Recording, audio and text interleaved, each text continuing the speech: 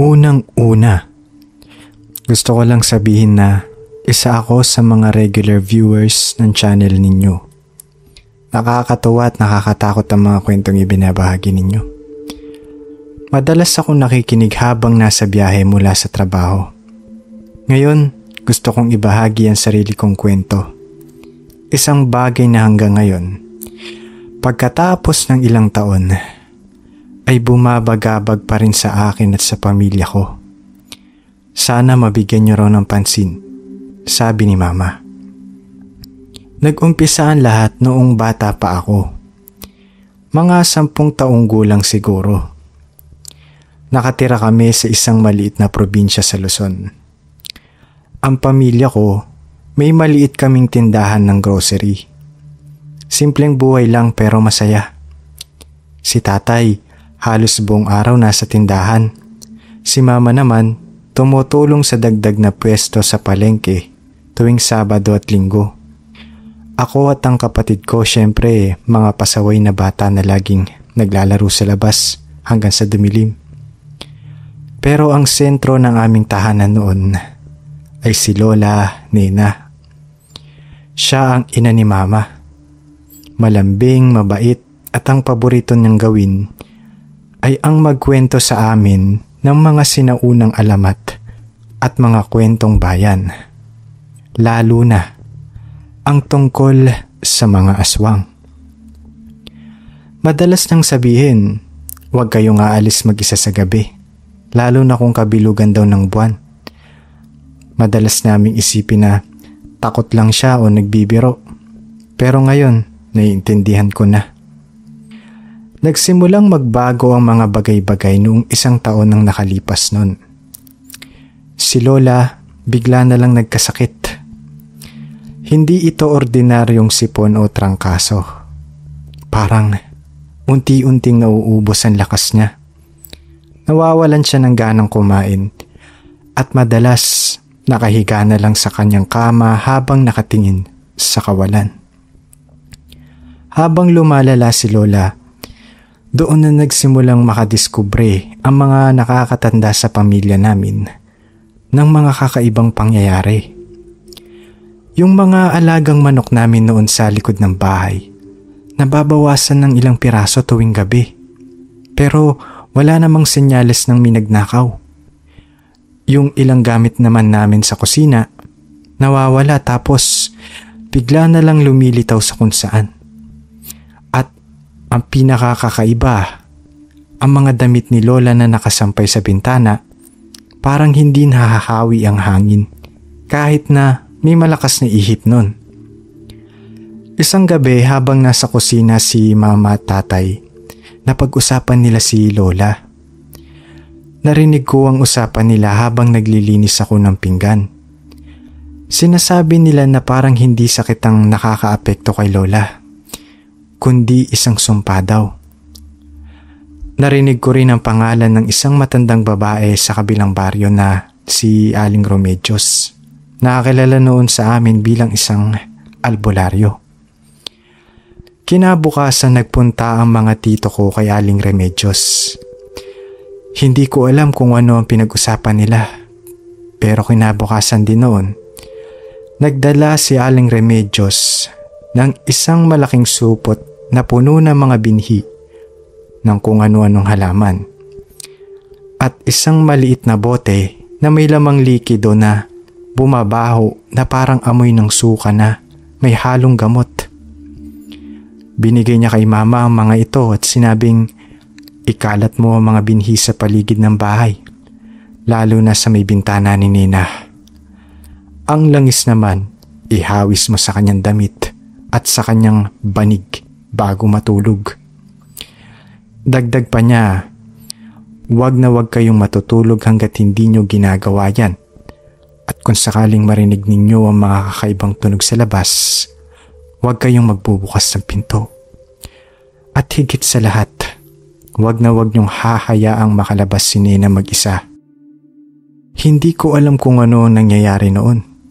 Sabi ni Mama, ang mga albularyo noon ay may mga ritual sila para sa mga may sakit at ang mga binhi raw ay para daw maprotektahan ang loob ng bahay. Ang langis naman para daw mapalakas ang resistensya. Pero alam ko sa sarili ko na may mas malalim pang dahilan yun. Isang gabi kasabay ng pagbuhos ng malakas na ulan, narinig namin ang mga kakaibang tunog sa labas. Parang may mga kumakalampag sa bubong namin, tapos may mga ungol na parang hayop. Pero hindi naman galing sa hayop. Parang may nilalang na nagpapalabas ng tunog nun habang hirap na hirap. Niyakap ako noon ng kapatid ko. Pareho kaming natatakot. Nakikinig lang sa mga ingay sa labas habang si mama at tatay ay nasa kwarto ni Lola. Biglang bumukas ang pinto ng kwarto ni Lola noon ng malakas. Nakita namin si Lola nakatayo sa gitna ng kanyang kwarto, nakatitig sa bintana. Parang hindi na siya ang lola namin. Ang kanyang mga mata parang nanlilisik. Yung mga kamay naman niya parang mga kuko na mas mahaba kaysa sa dati. At ang kanyang ngipin, hindi ko sigurado pero parang matulis ang kanyang mga ngipin. Tumingin siya sa amin at sa kanyang mga mata. Nakakita ako ng pagkagutom. Isang pagkagutom na hindi normal. Nagsigawan si mama at tatay nun. Dali-dali silang naghanap ng anumang pwedeng gamitin bilang panlaban. Si tatay kumuha ng walis na may kawayan. Si mama naman, kumuha ng malaking kutsilyo sa kusina. Ako at ang kapatid ko natulala lang, hindi makakilos. Biglang gumalaw si Lola papalapit sa amin. Nakita kong napakabilis niya nun, parang hindi na siya tao kumilos. Doon na nagsimulang magbagong lahat. Narinig ko ang mga tito ko na sumisigaw mula sa labas.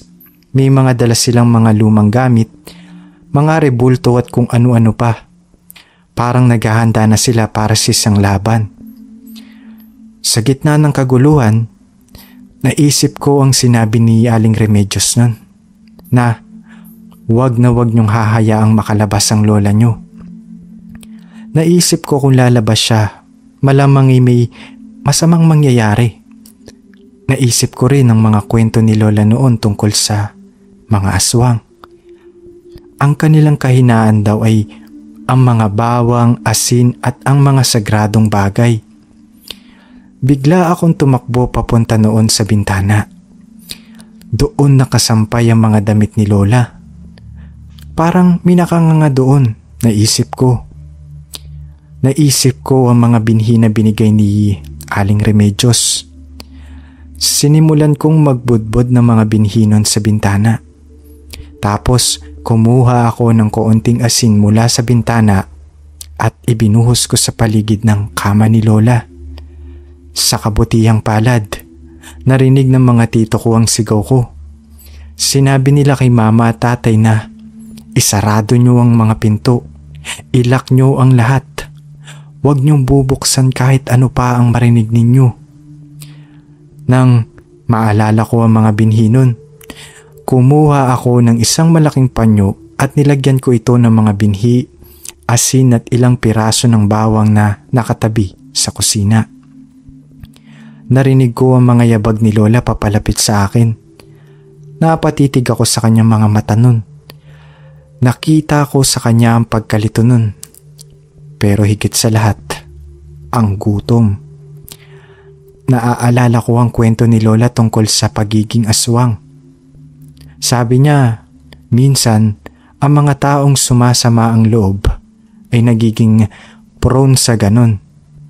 Sabi niya rin, ang mga aswang ay nahuhumaling sa kakaibang lasa sa dugo. Tumingin ako kay Lola at parang may nakita akong kakaiba sa kanyang likod. Parang may pakpak siya na nakatupi pa. Alam ko na sa puntong ito, hindi na siya normal na tao. Sa gitna ng takot, nakita ko ang isang maliit na kahon sa aparador ni Lola. Doon nakalagay ang mga lumang letrato niya. Naisip ko baka nandun ang kasagutan sa lahat. Hindi ko napansin pero nakalapit na pala si Lola sa aking tabi. Naramdaman ko ang lamig ng kanyang kamay sa aking braso. Naramdaman ko rin ang kanyang hininga at may kakaibang amoy yun. Sa isang iglap sinubukan niyang akbayan ako. Pero dahil sa pagkataranta ko, napakapit ako sa panyo na hawak ko. Sa paghila niya, natapon ng mga binhi, asin at bawang diretso sa kanyang muka. Sumigaw siya ng malakas.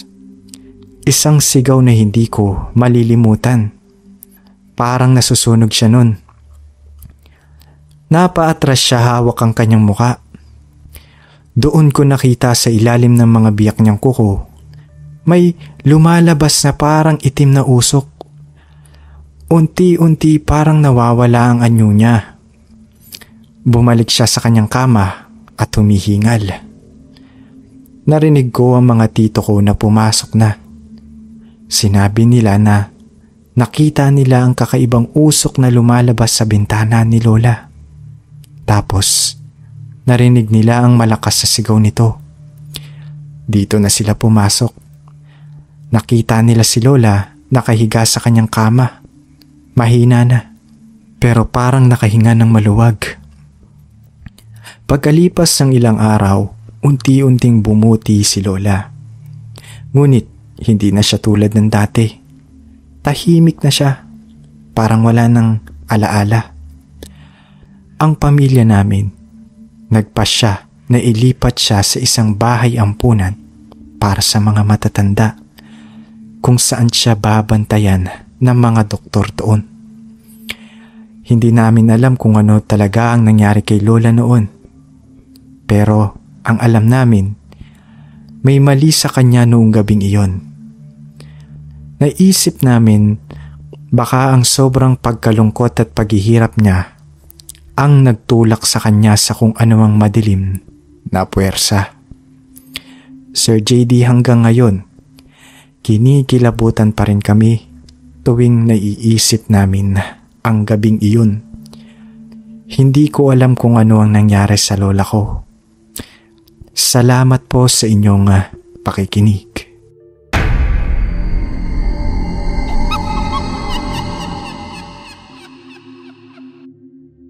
Isang mapagpalang araw po sa inyo. Ako po si Rico, 18 taong gulang.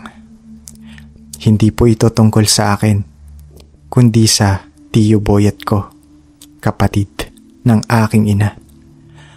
Gusto ko lang pong ibahagi ito dahil hanggang ngayon, dala-dala pa rin niya ang pagsisisi sa kanyang nagawa.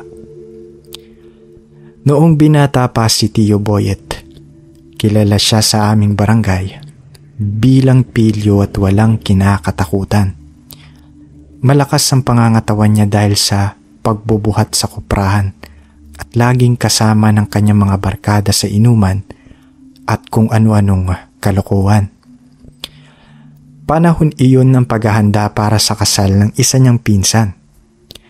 Sila ang naatasang mag-igib ng tubig mula sa isang poso na medyo malayo sa kanilang bahay dahil mahina ang tubig sa kanila. Ang posong iyon, Sir JD, ay nasa tabi ng isang malaking puno ng balete. Alam ng lahat sa aming lugar na may nananahan daw doon. Bawal mag-ingay doon, bawal din magsalita ng masama, at higit sa lahat, bawal dumumi o umihi malapit doon. Pero si Tiyo Boyet, dahil nakainom noong araw na yun, nagyabang siya sa kanyang mga kasama. Habang ang iba ay mabilis na nag-iigib, siya ay lumipat sa puno ng balete. Pinagtawanan niya ang mga babala ng matatanda. Sabi niya, gawa-gawa lang daw ang kasabihan sa balete. At sa harap ng kanyang mga kaibigan, umihi siya sa isa sa mga malalaking ugat ng puno. Nagtawanan sila at pagkatapos ay umuwi na. Dala-dala ang mga balde ng tubig. Kinagabihan, sa gitna ng selebrasyon ng bisperas ng kasal, bigla na lang nilagnat ng sobrang taas si Tiyo Boyet. Nanginginig siya sa ginaw, kahit pinagpapawisan ng malapot. Isinugod siya sa kwarto para magpahinga nun. Akala ng lahat ay trangkaso lang dahil sa kalasingan. Ngunit kinabukasan sa araw mismo ng kasal, mas lumala ang kanyang kalagayan. Hindi na siya makabangon at napansin ng lola ko ang isang maliit na umbok sa kanyang likod. Parang isang pigsa, ngunit kulay itim daw ito. Sa paglipas ng mga oras, papalaki ito ng papalaki. Sinubukan itong tirisin pero sumisigaw sa sakit si Tio Boyet. Sabi niya parang may gumagalaw daw sa loob nun. Hindi na siya nakadalo sa kasalan nun. Habang ang lahat ay nasa simbahan, isang albularyo ang ipinatawag ng aking lola. Pagpasok pa lang ng albularyo sa kwarto nun, umiling na agad ito. Tiningnan niya ang likod ni Tio. Sinabi niyang may bumati raw sa tiyo ko.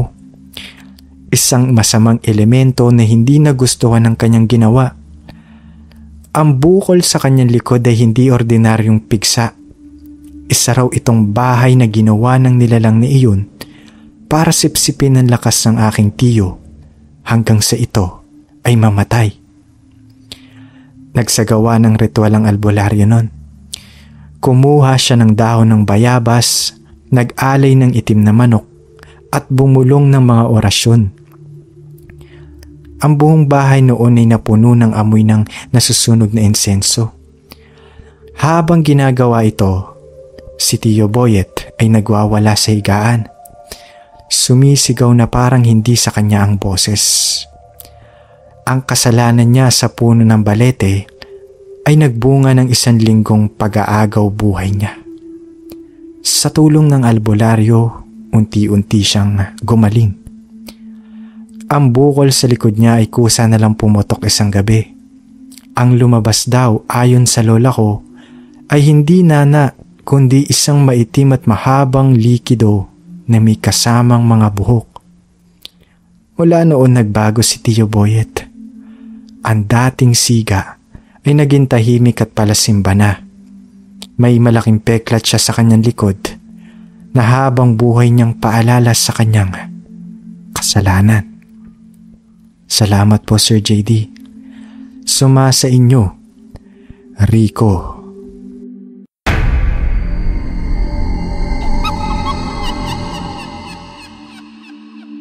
Ako po si Isa.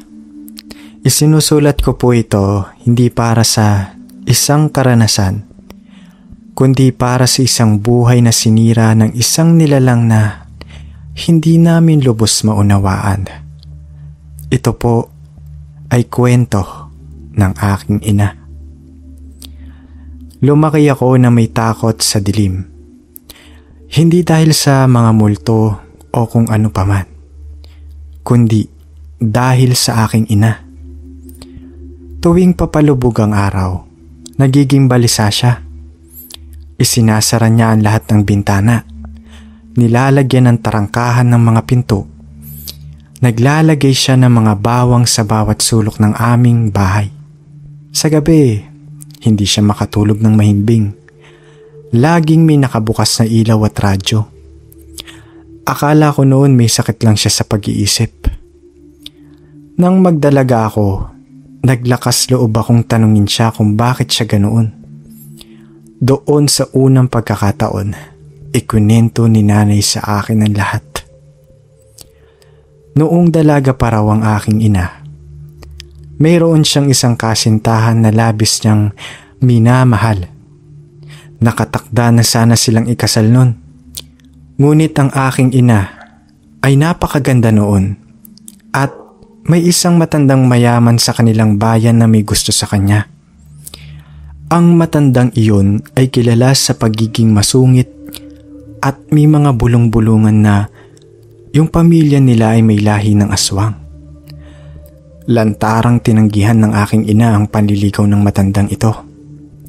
Sa isang pagtitipon, napahiya ang matanda dahil sa pagtanggi ng aking ina. Nagbanta raw ito na pagsisisihan daw ng nanay ko ang ginawa niya sa kanya. 1 linggo bago ang kanyang kasal, nagsimula ang kababalaghan. Tuwing gabi, may naririnig siyang mga kaluskos sa kanilang bubong. Minsan, may anino ng isang malaking ibon na dumadaan sa kanilang bintana. Isang gabi nagising siya sa isang mahabang dila na unti-unting pumapasok sa siwang ng kanilang sahig na kawayan, papalapit sa kanyang hinihigaan. Sa takot, sumigaw ang nanay ko at ang kanyang ama ay nagising. Nakita nila ang dila na mabilis na umurong nun. Ang kasintahan ng aking ina, na siyang tatay ko sana, ay nagpasyang bantayan siya gabi-gabi. 2 gabi bago ang kasal, sumalakay ang isang nilalang. Isang malaking aso na may mapupulang mata ang sumubok pumasok sa kanilang bakuran. Nilabanan nito ng aking ama. Nagkaroon ng matinding gulo nun. Nagising ang buong kabahayan sa tahol ng mga aso at sa ingay. Nakita nila ang kasintahan ng aking ina na sugatan. May malalim na kalmot sa dibdib. Ang malaking aso ay biglang naglaho nun. Hindi na umabot sa araw ng kasalan ng lalaking dapat ay aking ama. Namatay siya dahil sa infeksyon mula sa kanyang mga sugat. Ang kasal ay hindi na natuloy nun. Ang kasalanan ng aking ina sa pagpapahiya sa matanda ay sinuklian ng isang habang buhay na sumpa. Ang matanda at ang pamilya nito ay umalis sa kanilang bayan matapos ang insidente. Ngunit ang takot ay nanatili sa aking ina. Pakiramdam niya hanggang ngayon, binabantayan pa rin siya ng nilalang na iyon. Nag-iintay lang ng pagkakataon. Kaya pala kami laging lumilipat ng tirahan, Sir JD. Kaya pala laging balisa ang aking ina. Ang buhay ni nanay ay isang walang katapusan na pagtatago sa madilim na nakaraan. Salamat po sa pagbibigay daan sa kwento ng aking ina. Hanggang dito na lamang po. Kung nag-enjoy po kayo sa mga itinampok nating istorya sa araw na ito, don't forget to like, share, and subscribe. Once again, maraming salamat po and see you again on the next video.